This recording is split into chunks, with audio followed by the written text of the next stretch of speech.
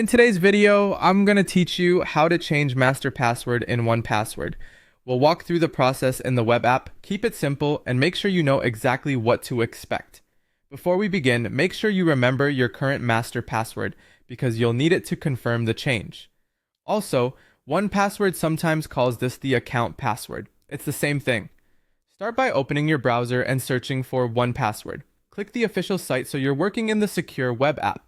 If you already have a tab open with your account, you can use that. Using the website is straightforward and works the same regardless of which desktop you're on.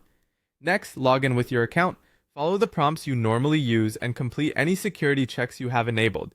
If your account uses additional verification, go ahead and finish that. Once you're signed in, you'll land on your 1password account homepage. Now look to the top corner of the page for your profile. It might appear as your name, your initials, or a small avatar. Click that to open your profile menu. From this menu, choose Manage Account. This takes you into your account settings where you control personal details and security preferences. Inside your account settings, find the option labeled Change Password. Depending on your layout, it may sit under Security or Password. Click it to open the password change form. You'll be asked for your current password first. Carefully type it in. Using the Show or Hide option can help you verify there are no typos, especially if you use a long passphrase. Now enter your new password. Aim for something long, memorable, and unique to 1password. A passphrase made of several unrelated words is a strong choice and easier to recall. Avoid reusing passwords from other sites and steer clear of personal details. If you see a strength indicator, use it as a guide and keep going until it shows a strong result.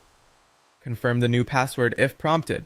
When everything looks good, click Change Password to save your update.